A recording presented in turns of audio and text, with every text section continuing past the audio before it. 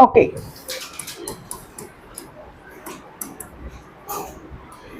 Titrations, ठीक है। कल हमने क्या क्या सीखा था? What was the last thing I told you? क्या किया था हमने last? And point and equivalence point, ये डिस्कस कर रहे थे हम लोग, है ना। And point and equivalence point, क्या डिफरेंस मिला था आपको? इक्विवेलेंस पॉइंट का मतलब क्या है? That is the theoretical value, and and point क्या है? जो आपको एक्चुअल एक्सपेरिमेंट में वैल्यू मिल रही है। एंड पॉइंट, एंड पॉइंट मतलब when you get the colour. सब लोगों ने किया टाइट्रेशन लैब में? हाँ, ओके, तो ये तो समझ में आता, कलर चेंज और ये सब। Okay, now we will discuss types of titrants, ठीक है, types of titrants, ठीक। इसमें नंबर 1 होता है आपका प्राइमरी, ठीक है, और it is also known as primary standard, primary or primary standard, ठीक है। प्राइमरी स्टैंडर्ड का मतलब क्या है? whose weight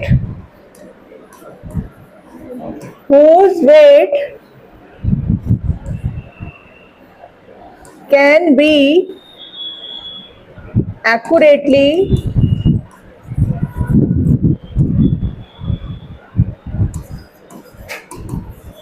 weighed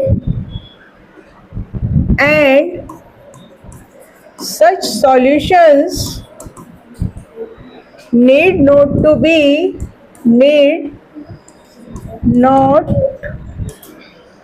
be standardized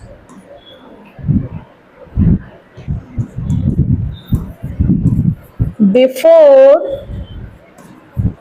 use, ठीक है। प्राइमरी का मतलब ये है बेटा कि जिसका आप एक्यूरेट सॉल्यूशन बना सकते हैं, ठीक है। जैसे ऑक्सैलिक एसिड है, आप वे करेंगे और उसका जो भी आप मोलर या नॉर्मल सॉल्यूशन बना रहे हैं वो एक्यूरेट रहेगा, उसमें कोई चेंज नहीं होता, ठीक। तो इस तरह की एग्जांपल्स आप नोट डाउन कीजिए। फॉर एग्जांपल K2Cr2O7, ठीक है। मोहर सॉल्ट किया है आप लोगों ने अभी टाइट्रेशन मोहर सॉल्ट का। फेरस अमोनियम सल्फेट, मोहर सॉल्ट कॉमन नेम है और फॉर्मूला क्या है? It is a mixture of ferrous sulfate and ammonium sulfate. Commonly, it is known as ferrous ammonium sulfate. Then KCl, oxalic acid, etc. ठीक है, primary यानी आपने इनका सॉल्यूशन बना लिया तो आप एक्सक्लूडिंग ह्यूमन एरर, आपने वेइंग में मान लीजिए आपको 2 ग्राम वे करना है तो आपने 1.98 करा, वो चलेगा, बट ऐसे बहुत मेजर आपका प्रॉब्लम नहीं आएगी, ठीक है। दूसरे होते हैं आपके सेकेंडरी टाइट्रेंट्स, ये फर्स्ट हो गया, फाइन, जो आप इजीली बना सकते हैं, कोई प्रॉब्लम नहीं है। सेकेंड वाला क्या है आपका?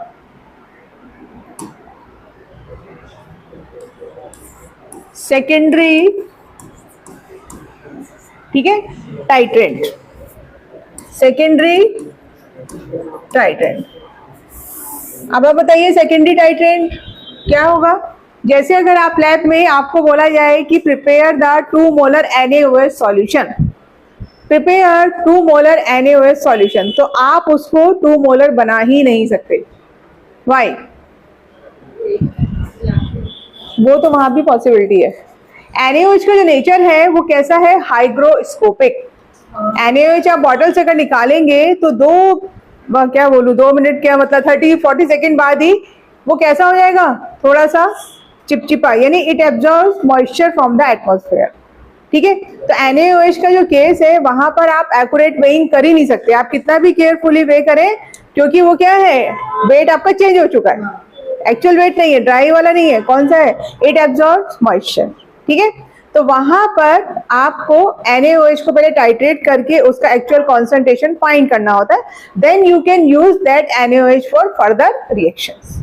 समझे? डिफरेंस समझ में आया? ये सब आप एग्जैक्टली मेजर करके बना सकते हैं, लेकिन यहाँ पर नहीं। तो इसलिए कि इसके लिए लिख लीजिए whose weight can not be accurately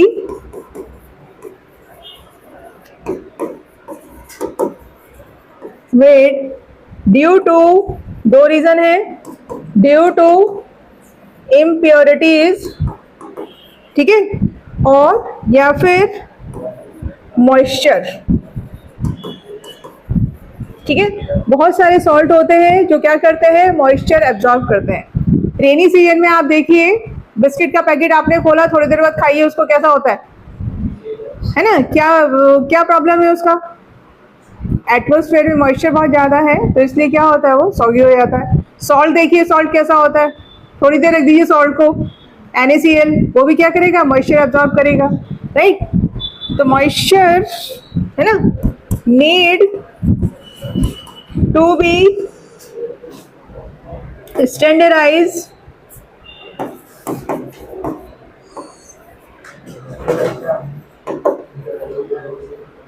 before use, ठीक है। फॉर एग्जाम्पल KMnO4, तभी आप लोग KMnO4 का करते हैं, sodium dichromate, Na2, Cr2O7, NaOH etc, ठीक है भाई। ये आपकी टाइट्रेंट की कहानी है ना। अब हम बात करेंगे टाइप्स ऑफ टाइट्रेशंस। थ्योरी में बहुत ज़्यादा आपको नहीं बता रही हूँ, जितना रिक्वायर्ड है उतना, बाकी आप NAVC के जो फर्स्ट टॉपिक है उसकी थ्योरी में दिया हुआ है, ठीक है। NAVC की थ्योरी दी हुई है, उसमें आप पढ़ेंगे। नेक्स्ट है आपका टाइप्स ऑफ टाइट्रेशंस, ठीक। फर्स्ट कैटेगरी आती है नॉन रेडॉक्स टाइट्रेशंस। कौन से हैं, नॉन रेडॉक्स, यानी यहां पर क्या हो रहा है, आपका कोई भी रेडॉक्स रिएक्शन इन्वॉल्व नहीं हो रहा है, ठीक। First example number 1, acid base titration. Acid base में क्या हो रहा है, कुछ भी आपका रेडॉक्स नहीं हो रहा है ना, none of the species is getting oxidised, और कुछ नहीं हो रहा है, neither oxidation nor reduction. Simply क्या होगा एसिड बेस टाइट्रेशन में, न्यूट्रलाइजेशन होगा। जैसे ही न्यूट्रलाइजेशन हुआ, इंडिकेटर का मीडियम चेंज हुआ, उसने कलर दिया, ओके। तो ये फर्स्ट आपका टाइट्रेशन है। फॉर एग्जांपल NaOH HCl, ये कर सकते हैं आप, ठीक है। NaOH ऑक्सैलिक एसिड, कोई भी आप ले सकते हैं न्यूट्रलाइजेशन। सेकंड है आपका डबल इंडिकेटर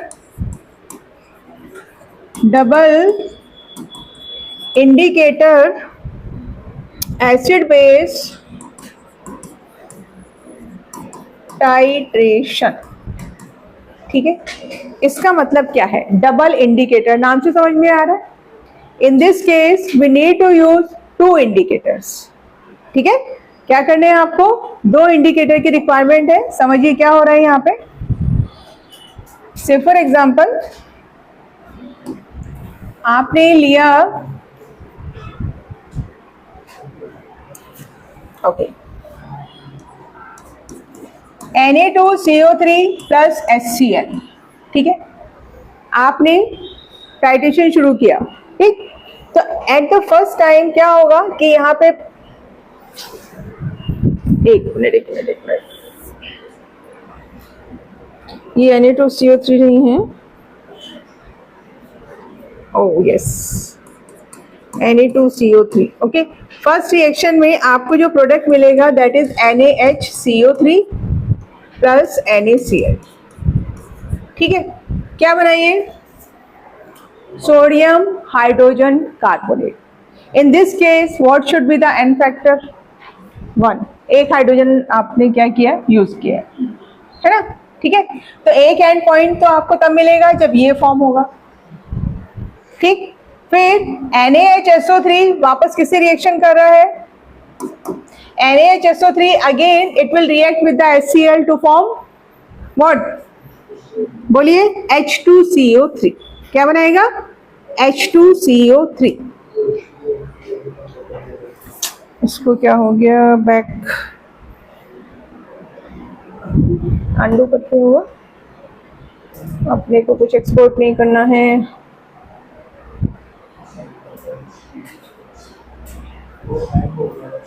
हैंग हो गया। चलिए नेक्स्ट रिएक्शन लिखिए। NaSCO3 plus HCl is giving you H2CO3 और क्या मिलेगा? NaCl। तो यहाँ पर आपको 2 बार एंड पॉइंट मिलेगा, ठीक है, समझे आप? You will get 2 times of and point. कब मिलेगा? जब आपका फर्स्ट रिएक्शन कंप्लीट होगा। दूसरा कब मिलेगा? जब आपका सेकंड रिएक्शन कंप्लीट होगा। In this case we need 2 indicator, क्योंकि इंडिकेटर का रेंज फिक्स होता है, एक पर्टिकुलर पीएच रेंज में ही कलर चेंज शो करते हैं।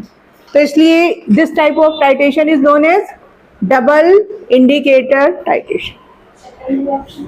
सेकेंड रिएक्शन है NaSCO3 plus HCl is giving you H2CO3, हो गया, प्लस NaCl।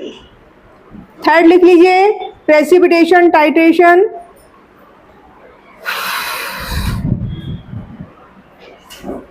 प्रेसिपिटेशन टाइट्रेशन और फोर्थ है आपका बैक टाइट्रेशन। प्रेसिपिटेशन में क्या होगा भाई?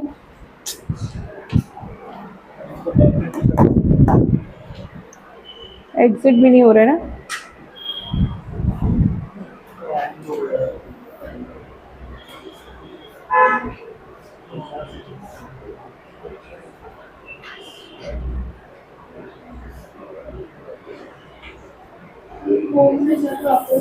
होम में वापस जाए, ओके।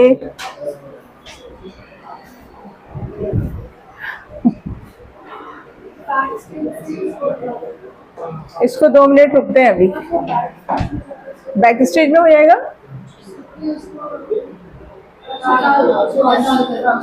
कैंसिल करो, नया खोलने। चलो थैंक यू भाई, यस करो।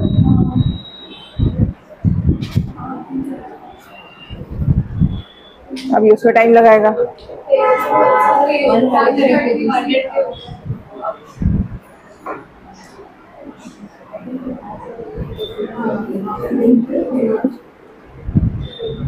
चलिए भाई प्रेसिपिटेशन का देखो अब आप।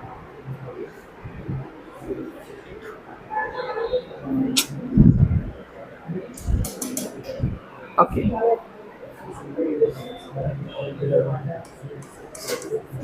NaCl plus AgNO3 है ना। We know this is the precipitation reaction, 10th class में बहुत पढ़ी है। तो आपको किसका प्रेसिपिटेट मिलेगा यहाँ पर? AgCl plus NaNO3, ठीक है। सो हियर क्या करना है आपको? At equivalence point, when you are getting end point, what will happen? Milli equivalence of NaCl। पूरा टाइट्रेशन का थ्योरी यही है, milli equivalence of NaCl is equal to milli equivalence of AgNO3, ठीक है, which is equal to milli equivalence of AgCl form, ठीक है। इसमें आपको किसी 2 का कॉन्सेंट्रेशन गिवन होगा, तीसरे का मिसिंग होगा, वो आप फाइंड करेंगे। मिली इक्विवेलेंस का मतलब क्या है? मिली इक्विवेलेंस का मतलब हो गया normality into volume in ml। Atharva और सिद्धार्थ फोकस हियर। क्या बता रही हूं मैं? What is the meaning of milliequivalence? Normality into volume in ml, उसको हम बोलेंगे मिली इक्विवेलेंस, ठीक है। अगर आपने नॉर्मेलिटी इनटू वॉल्यूम लिया किसमें? लीटर में, तब आप इसको बोलेंगे ग्राम इक्विवेलेंस, ठीक है। तब आप क्या बोलेंगे? Gram equivalence. तो यहाँ पर वो कॉन्सेप्ट लगा सकते हैं, gram equivalence of NaCl should be equal to gram equivalence of AgNO3 and gram equivalence of AgCl, ठीक है। अब इसी को थोड़ा सा चेंज कर दूं। ग्राम इक्विवेलेंस को हमने कल क्या किया था? नॉर्मेलिटी के प्लेस पे हम क्या लिखेंगे? अगर मोलैरिटी गिवन है तो क्या हो जाएगा? n factor into molarity into volume, ठीक है। पूरे टाइट्रेशन में यही थ्योरी आपकी अप्लाई होती है, ओके। फोर्थ है आपका बैक टाइट्रेशन। इसको अभी रुकते हैं, ये हमारे सिलेबस में भी नहीं है, ठीक। तो ये सब एग्जाम्पल किसके थे आपके? Non redox. अब आइए रेडॉक्स पे, ठीक है। नेक्स्ट है आपका रेडॉक्स टाइट्रेशंस, ठीक है। रेडॉक्स में सबसे पहले आता है आपका आयोडीमीट्री एंड नेक्स्ट आएगा आयोडो। फर्स्ट देखिए, फर्स्ट क्या है आपका? आयोडीमीट्री, ठीक है। सेकंड है आयोडोमीट्री।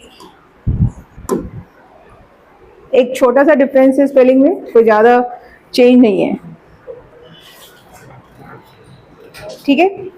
आयोडोमेट्रिक टाइट्रेशन में क्या ध्यान रखना है? आयोडीन यूज हो रहा है आपका, ठीक है। And iodine is behaving as an oxidising agent, ठीक है। आयोडीमेट्रिक टाइट्रेशन में क्या हो रहा है? Iodine is behaving as oxidising agent, यानी ये दूसरे को क्या करेगा? ऑक्सीडाइज करेगा और खुद का क्या होगा? रिडक्शन होगा, ठीक है। Let's take few example.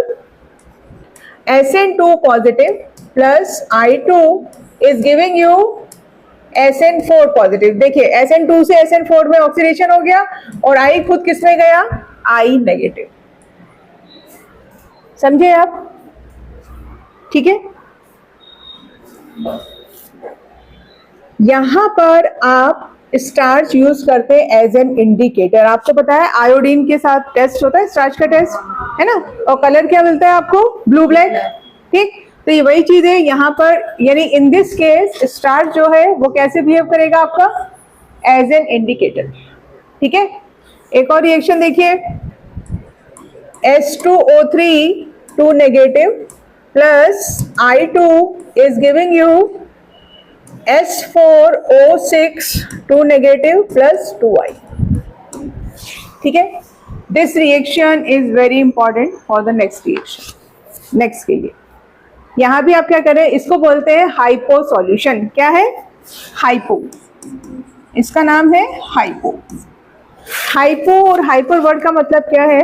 Here sulphur is present in the lesser oxidation state, तो इसलिए इसको हमने बोला हाइपो। हाइपरटेंशन जानते हैं सब लोग? क्या? हाँ, high BP, right. Hyper is always more और हाइपो इज ऑलवेज लेस। तो पहले, बहुत पहले केमिस्ट्री में ये आपका व्हाट शुड आई से नॉमेनक्लेचर बोल सकते हैं, चलता था, है ना। Hypo phosphoric acid, hyper phosphor, इस तरह से। तो हाइपो, अभी सॉल्यूशन को हाइपो बोलते हैं, फाइन, ओके। नेक्स्ट एक और लिखिए, AS2O3 negative is plus I2। सब जगह क्या हो रहा है? देखो ध्यान से, आयोडीन कैसे बिहेव कर रहा है? As an oxidising agent. ASO4 2 negative plus 2I negative, ठीक है। यहां तक की बात समझे आप लोग?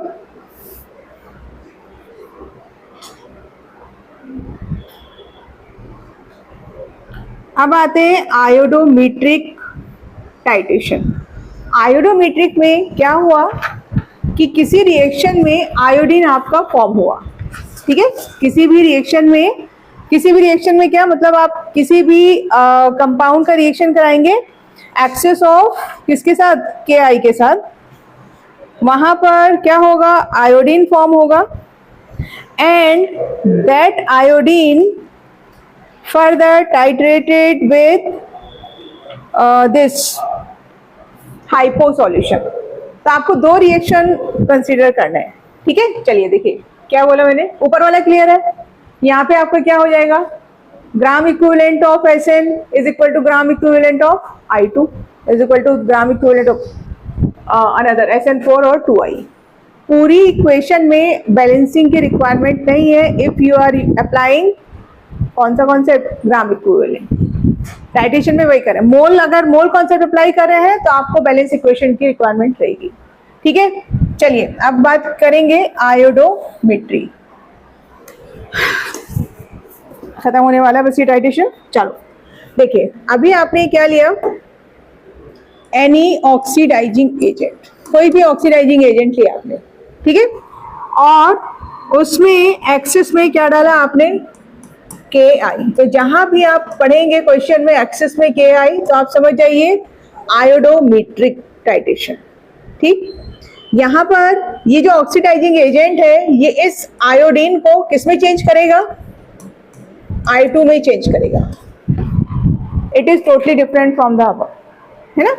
क्या किया आपने, कोई भी ऑक्सीडाइजिंग एजेंट लिया और मान लीजिए, चलो अगर मैंने यहाँ पर सपोज K2Cr2O7 लिया और उसका रिएक्शन आप किससे करा रहे हैं, Ki से करा रहे हैं, तो ये ऑक्सीडाइजिंग एजेंट है, ये जितना भी यहाँ पर आयोडीन है उसको किसमें चेंज करेगा, I2 में चेंज करेगा। ठीक है, तो दिस इज द रिएक्शन 1। ये क्या हो गया हमारा, रिएक्शन 1। अब ये जो आयोडीन आपकी बनी है इसको आप टाइट्रेट करेंगे अगेन विद द हाइपो। कितना आयोडीन बना, किसके साथ टाइट्रेट करेंगे, हाइपो सॉल्यूशन के साथ। ठीक है, यानी सेकंड रिएक्शन, ये जो आयोडीन फॉर्म हुआ है यहाँ पर, इससे को हमने किसके साथ, Na2H2O3। ठीक है, और ये प्रोडक्ट आपका क्या बन रहा है यहाँ पर, NaI प्लस Na2S4O6। ये बेटा जो ऊपर वाली रिएक्शन है जो मैंने बोला था ना, it is the same reaction. देखो यहाँ पर सिर्फ सोडियम लगा दिया है, हाँ नहीं अलग अलग है, यहाँ पर Ki एक्सेस में रहता है, उसके बाद जो आयोडीन रिलीज हुआ तब आप उसको कर रहे हैं। कितना आयोडीन बनेगा, you can find from this second reaction. समझे आप बात को, कितना, देखिए फर्स्ट रिएक्शन में जो आयोडीन बन रहा है उसको आपने हाइपो से टाइट्रेट किया और आप यहां से आयोडीन का अमाउंट फाइंड कर सकते हैं। आयोडीन का फाइंड करके आप किसका फाइंड कर सकते हैं, ऑक्सीडाइजिंग एजेंट का। राइट, इस तरह से आपका ये कॉन्टिन्यूएशन में चालू। क्वेश्चन करेंगे तो समझ में आएगा। ठीक है, अब देखो फर्स्ट रिएक्शन के लिए इसको मैं भी रेज कर रही हूँ। ठीक है, फॉर रिएक्शन फर्स्ट क्या लिखेंगे हम, equivalence of oxidising agent should be equal to equivalence of I2। देखो ये बात समझ में आ रही है, equivalence of oxidising agent should be equal to equivalence of iodine. ठीक है, अब ये इक्विवेलेंट सेकेंड रिएक्शन को भी आप इक्वल कर सकते हो, provided n factor of iodine is same in both the reaction. समझिएगा, n फैक्टर से, for example in this case n factor is 2, मैं ऐसे ले रही हूँ, और सेकेंड रिएक्शन में भी क्या हो गया, n फैक्टर इज 2। ओके, तो फिर आप थर्ड रिएक्शन क्या बना सकते हैं, इक्विवेलेंस ऑफ हाइपो। आपका डायरेक्ट काम हो गया। लेकिन अगर इक्विवेलेंस आपके चेंज है तब आप इसको डायरेक्ट नहीं कर सकते। ठीक है भाई, बात समझ में आ रही, तब आपको सेपरेट करना पड़ेगा। पहले आप यहाँ से आयोडीन का निकालेंगे, फिर उसके बाद दूसरी रिएक्शन का n फैक्टर यूज करके निकालेंगे। सारी कहानी n फैक्टर की है। क्या हुआ जी, नहीं समझ रहे, कंफ्यूजन हो रहा है कुछ। अगर n फैक्टर अलग अलग है तो पहले आप यहाँ से आयोडीन, मतलब इस इक्वेशन को इक्वलेट करेंगे इक्विवेलेंस, फिर ये इक्वेशन को करेंगे अलग अलग। अभी आपने तीनों को एक साथ कर दिया। ठीक है, अब क्वेश्चन करेंगे तब आपको और समझ में आएगा। शुरू करें, चलो आज खत्म करेंगे redox.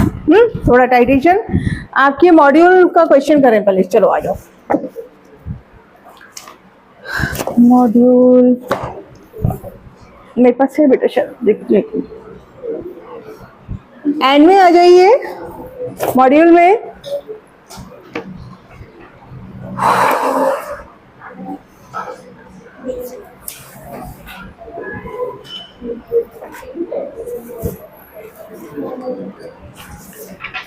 Okay, come to the last page, 327. 327, page number, no, sorry, page number 327, question number 19. Last, एकदम लास्ट में क्वेश्चन नंबर 19।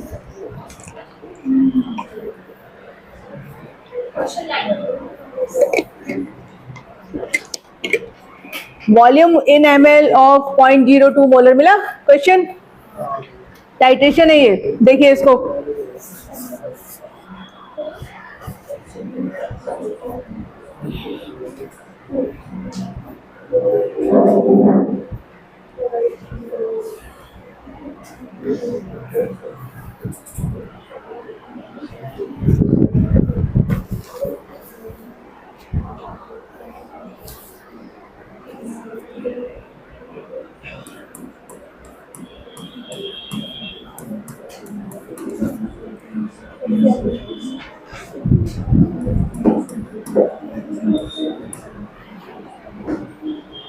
ठीक है, क्या दिया उसने आपको? ये एक रिएक्शन हो रहा है और आपको देख के समझ में आ रहा है K2Cr2O7 behaves as oxidising agent, और ये FeC2O4 ये क्या है आपका? This is the molecule which is going to show oxidation. ठीक है, रेडॉक्स रिएक्शन का एग्जांपल है, टाइट्रेशन हो रहा है। इसका मतलब रेडॉक्स में आप क्या करेंगे, आपको क्या क्या गिवन है पहले वो देखो। क्या गिवन है? 0.02 इसका आपको मोलैरिटी गिवन है 0.02 मोलर। ठीक है, the volume in solution required, और आपको वॉल्यूम फाइंड करना है, करेक्ट? K2Cr2O7 का वॉल्यूम फाइंड करना है, और आपको उसने 0.288 ग्राम क्या दिया है? Ferrous oxalate. ठीक, ठीक है। अब आपको पता है कि यहाँ पर रेडॉक्स रिएक्शन होगा, तो first thing find the n factor. इसके लिए एन फैक्टर निकालो, कल हमने बात करी थी, और इसके लिए भी एन फैक्टर फाइंड करो। K2Cr2O7 याद कर लीजिए 6, कितने का चेंज था? KMnO4 के लिए बिना 135, K2Cr2O7 6, एसिडिक मीडियम में ही काम करता है, तो इसके लिए एन फैक्टर कितना है बेटा? 6। ये आप मुझे निकाल के बताओ। Fe किस में चेंज होगा? कल हमने करा था Fe3 पॉजिटिव, और C2O4 किस में जाता है? CO2 में जाता है, तो ये +4 हो गया। यहाँ पर कार्बन प्रोबेबली ये +2 है, और कार्बन है आपका 2 है। देखो Fe2CO4 आपको ऐड करना पड़ेगा, कितना आएगा? जैसे AS2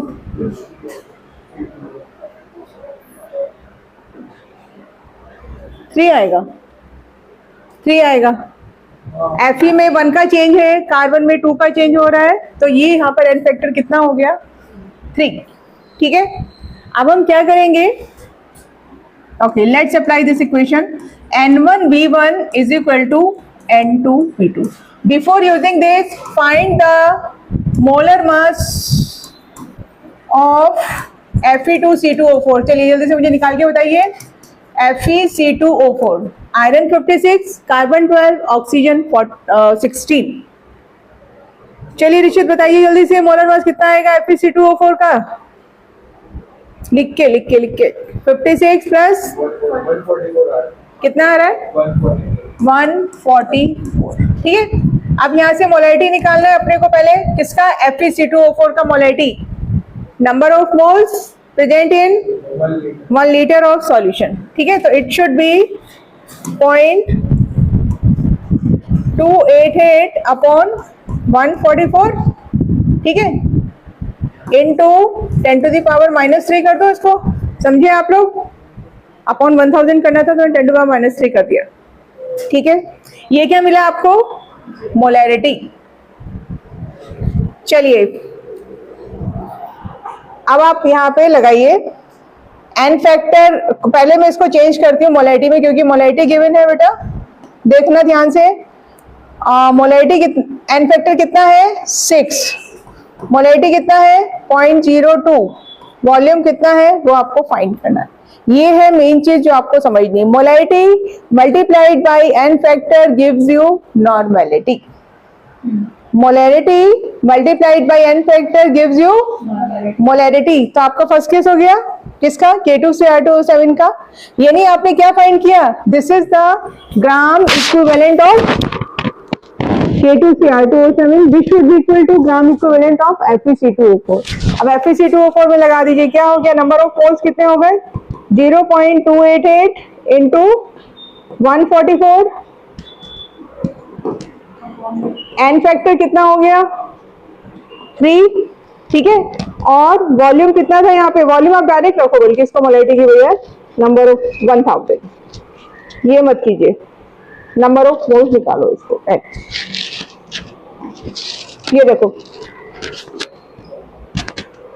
ठीक है, नंबर ऑफ मोल्स, ये एन फैक्टर और ये आपका 1000। चलिए इसको कैलकुलेट करके वी का वैल्यू निकालो, कितना आ रहा है?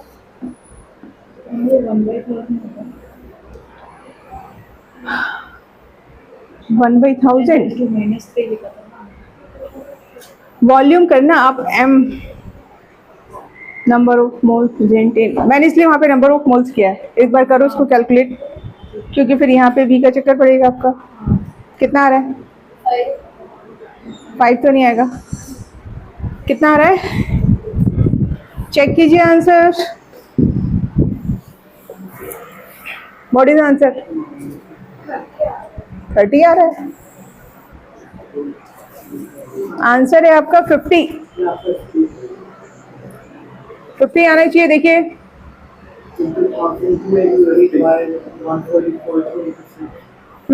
50। क्वेश्चन समझ में आया भाई? क्या करना है?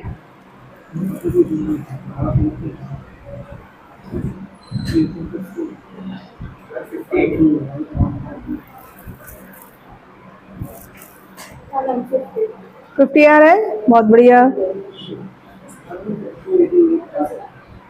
आपके मॉड्यूल में मुझे ना टाइटेशन के क्वेश्चन बहुत कम मिले हैं। अब वापस आ जाइए एनिवर्सरी, इसमें हैं काफी। चलिए एक दो क्वेश्चन और करेंगे।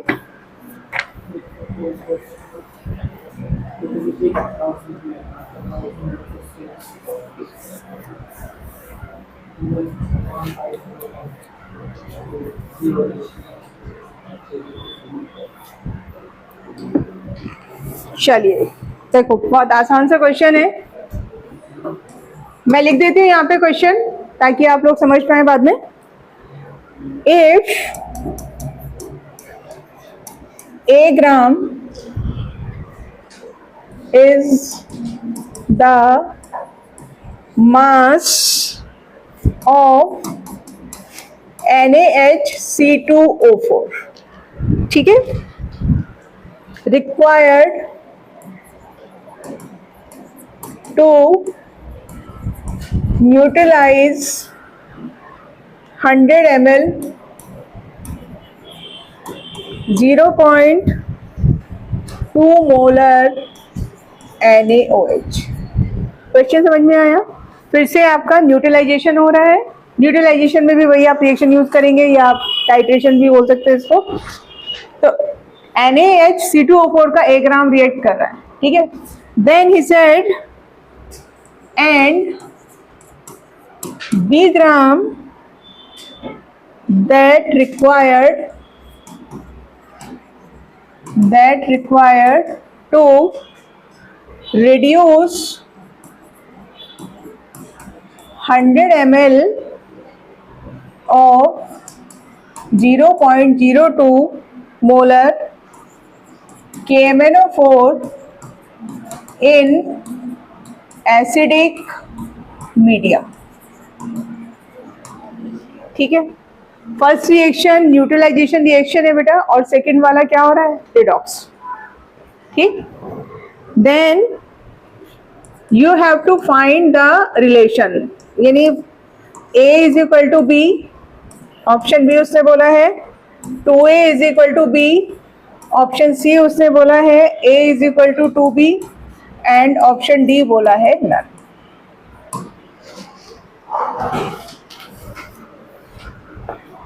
ठीक है, क्या करना है यहाँ पे? देखिए क्वेश्चन समझ में आया? आपके दो रिएक्शन हो रहे हैं। फर्स्ट है आपका न्यूट्रलाइजेशन, तो चलिए रिएक्शन लिखते हैं पहले। तो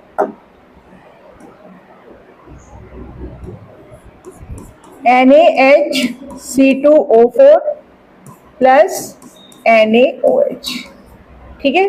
क्या प्रोडक्ट बनेगा यहाँ पर न्यूट्रलाइजेशन होने पे?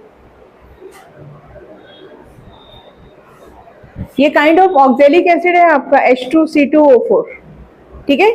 तो यहाँ पर प्रोडक्ट बन जाएगा आपका Na2C2O4 प्लस वाटर, ठीक है।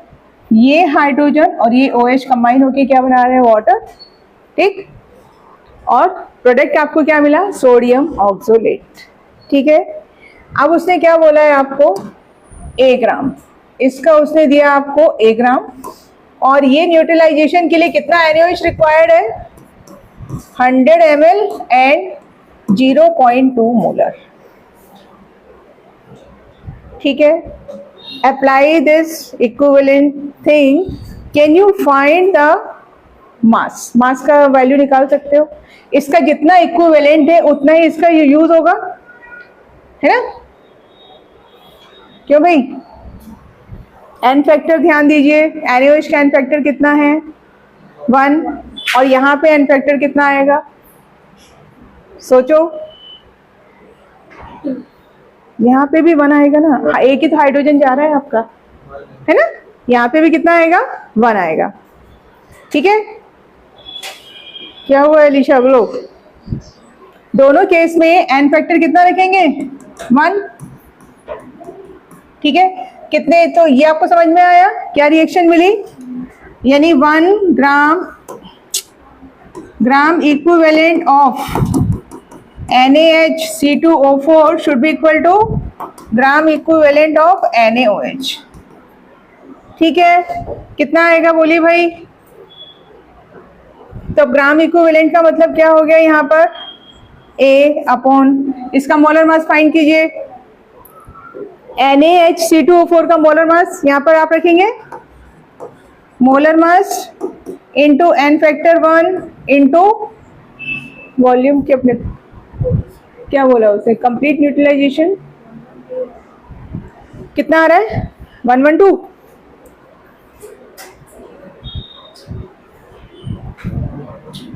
Should be equal to 100 into 0.2।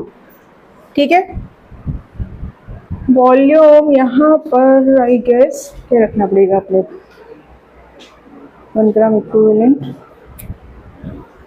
Should be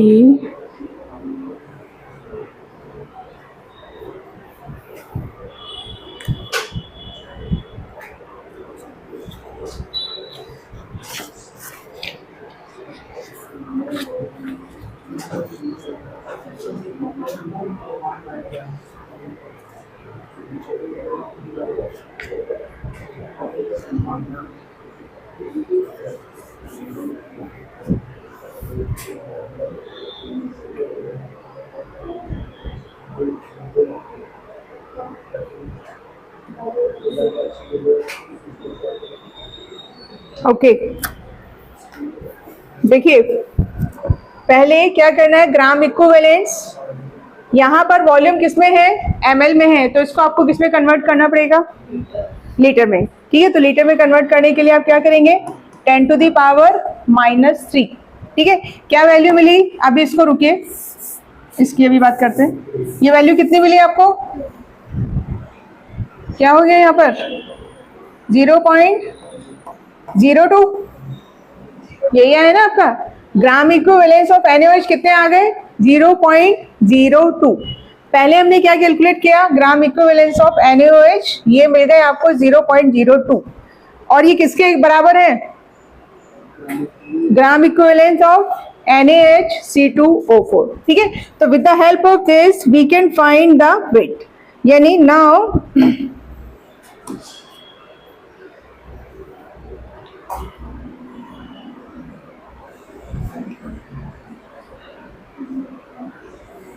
A is equal to 0.02 into कितना निकाला था आपने मोलर मास 112। ठीक है, तो ये सीधे सीधे आपको क्या मिल गया, इसका अमाउंट 2.24 ग्राम। ठीक है, आपने किसका वैल्यू फाइंड किया ग्राम इक्विवेलेंट से, 2.24 ग्राम। समझिए आप, मोलर मास, क्योंकि ग्राम इक्विवेलेंट का मतलब क्या होता है, देखो ग्राम इक्विवेलेंट का मतलब होता है amount in gram, just like number of moles, amount in gram upon molar mass. ठीक है, तो इसको मैंने मल्टीप्लाई किया तो आपको क्या मिल गई है, amount in gram. Okay, tough लग रहा है बहुत सब लोगों को, कुछ नहीं किया आपने, ग्राम इक्विवेलेंट निकाले NaOH के, वही ग्राम इक्विवेलेंट H2C2O4 के होंगे, तो ये फॉर्मूला मैंने अप्लाई किया है, और इससे मैंने क्या निकाला है, अमाउंट ऑफ NaCl2O4 जो NaOH से रिएक्शन कर रहा है। सेम सिचुएशन क्रिएट करेंगे सेकेंड रिएक्शन के लिए, ये हो गया। अब बी का वैल्यू निकालेंगे, ठीक है। चलिए पहले उसका रिएक्शन लिखेंगे। बी का क्या होगा रिएक्शन?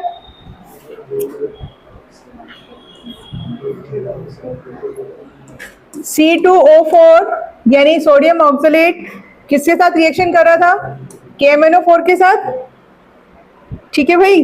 पूरा रिएक्शन लिख दूं, plus KMnO4 is giving you CO2 plus Mn2 positive. ये एसिडिक मीडियम का रिएक्शन है KMnO4 का। तो what is the n factor for KMnO4? Acidic medium के लिए कितना था? एन फैक्टर 5, ठीक है। और उसने आपको KMnO4 का भी आपको दिया हुआ है ना, कितना वॉल्यूम कितना दिया हुआ है? देखो क्वेश्चन का KMnO4 का वॉल्यूम 100 ml और मोलैरिटी 0.02 मोलर, राइट। तो can you find the gram equivalent of KMnO4? बताइए क्या हो जाएगा? Molarity into volume in litre into 5, ठीक है। एन फैक्टर इंटू 100/1000 इंटू 0.02, ये जो वैल्यू आई आपकी, ठीक है। क्या वैल्यू आ रही है बताइए? सीधे सीधे ये भी 0.02 मोलर आ गया, और 0.02, ठीक है ना? नहीं, क्या आ रहा है? 0.01, ठीक है। ये किसके इक्विवेलेंस हो गए? अगेन सेम, ठीक है ना, यही तो हुआ आपका। तो क्या करेंगे आप यहाँ पे? अब आप यहाँ पर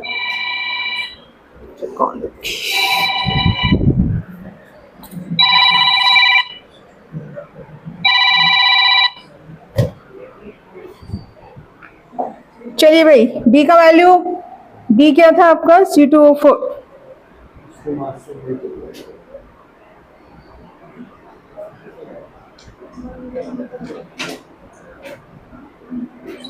इसने 56 क्यों लिया है?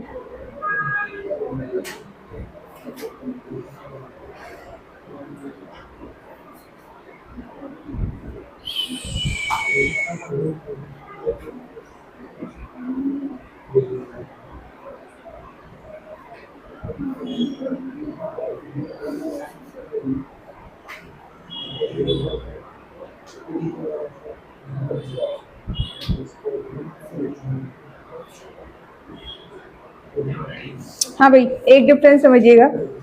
यहाँ पर क्या हो रहा है? ऊपर वाले केस में आपने इसका एन फैक्टर कितना निकाला था? 1। In this case n factor will be 2, क्योंकि आपका क्या हो रहा है? ये C2O4 किस में चेंज हो रहा है? CO2 में चेंज हो रहा है, समझे? यहाँ पर एन फैक्टर कितना रहेगा? 2, ठीक। तो अब आपका इक्विवेलेंट वेट क्या हो जाएगा? 112/2, कितना आया? 56, ठीक है। तो आप आपके ग्राम इक्विवेलेंट ये है, देखिए ग्राम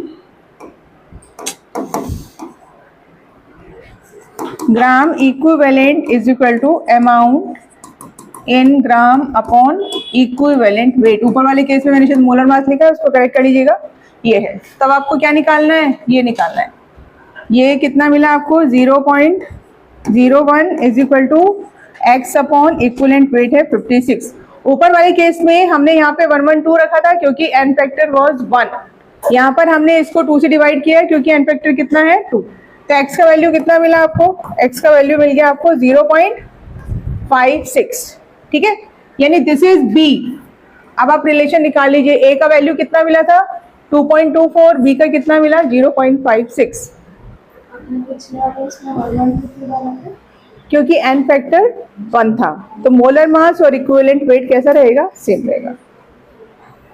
टफ क्वेश्चन मिल गया भाई, मुझे ऐसा लग रहा है आप लोगों के फेस से कुछ ज्यादा पल्ले पड़ नहीं रहा है, इज इट? क्यों भी टफ लग रहा है बहुत? आपको बस इक्विवेलेंस वाला ये कॉन्सेप्ट क्लियर होना चाहिए,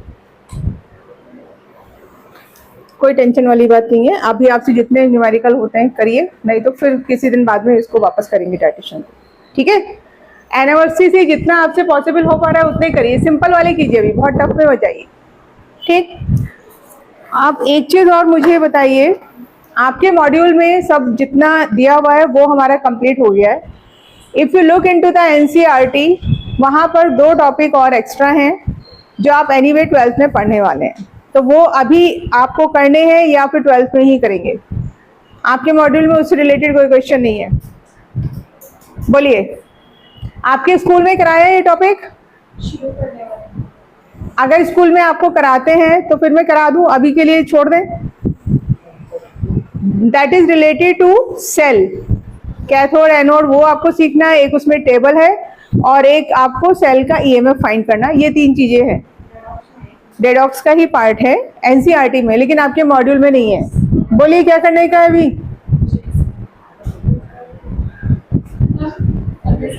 करना है? उसको करा दूं? कितने लोग फेवर में हैं? ठीक है, वही मैं बोल रही हूँ कि अगर आप पता कर लीजिए, ठीक है। अगर उन्होंने कराया है तो मैं आपको करा दूंगी, नहीं तो एनीवे वो सब 12th में अपन सीखेंगे, इलेक्ट्रोकेमिस्ट्री वाले टॉपिक में फिर से आएगा, ठीक। तो मॉड्यूल के क्वेश्चन करिए, टफ क्वेश्चन अभी के लिए थोड़ा साइड कर दीजिए, कोई टेंशन नहीं है। बट एनिवर्सरी अभी आप कीजिए टॉपिक 1, उसमें सब आपका इक्विवेलेंट वेट करने से ही धीरे धीरे चीजें आपकी क्लियर होगी। और अब फ्राइडे को हम लोग करेंगे स्टेट्स ऑफ मैटर, ठीक है। ये जो टॉपिक है ये आपका